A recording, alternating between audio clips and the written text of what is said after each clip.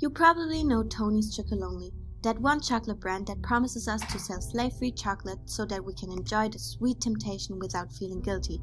Well, at least you don't have to feel guilty about slavery. But is it really that morally justifiable?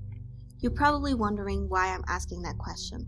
Well, let's go into it deeper and look at who's actually producing the sugary treats. This is Barry Callebaut. Barry Callebaut is the actual producer of the cocoa beans that are used for Tony's Chocolonely. And this is how it works.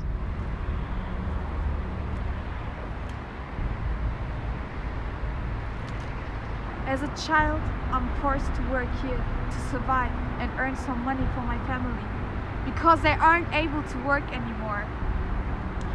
I'm thankful for this job, but I would like to get educated to become a doctor someday. As you can see, children are being used as slaves to pick up the cocoa beans that Tony Chocolonely is using for their chocolate.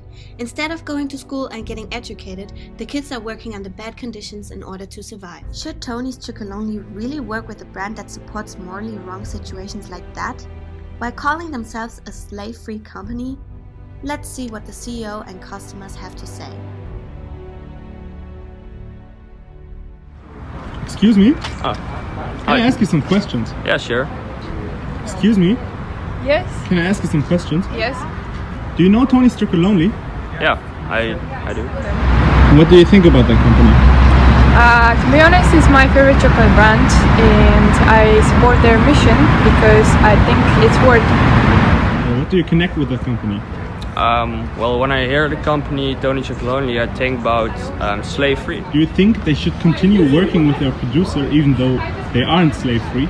Well, I think they do because there's no other better option for another manufacturer, and I like the quality as it is right now. Okay. No, I think this is wrong because in this way they are betraying their vision. Okay, very nice, thank you.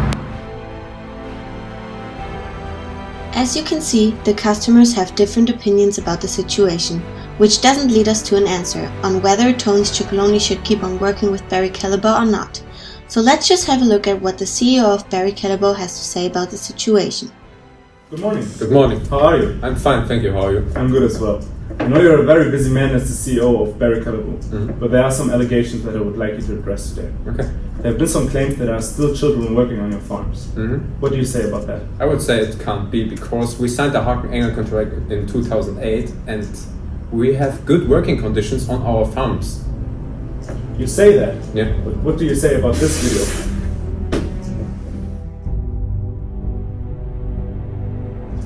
Those children are not slaves. Those children just helping their family. Like in Europe, you're just helping your father with something or your mother with something. Very well. Is that your statement? Yeah, it is. Okay, then I think this interview is concluded. Thank you very much for your time. No I know you're problem. very busy. Yeah. Have a nice day. Thank you. The CEO of Barry Callebaut sticks to its way of working and producing.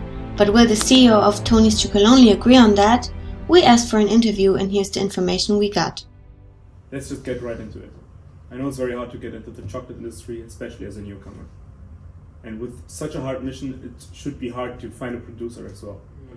Do you think you can still continue to work with them, even though some new information has come out about children and slaves working on Barry Callebaut's farms? Yes, I think we should continue working with them because, again, our chocolate that we receive is 100% slave-free. And I think we will lose a lot of quality when we continue working with them. And we know for sure that Barry is invested in bettering the conditions of the farms in Africa. Okay, very nice. Thank you for this interview. All of the opinions that we heard about the situation and the question, should Tony's Chocolonely keep on working with Barry Callebaut, we came to the conclusion that Tony's Chocolonely should keep on working with Barry Callebaut at this point. Because for Tony's Chocolonely there is no better option for a better manufacturer and they will lose a lot of their profit, so it's not economically justifiable for Tony's to stop working with Barry Callebaut.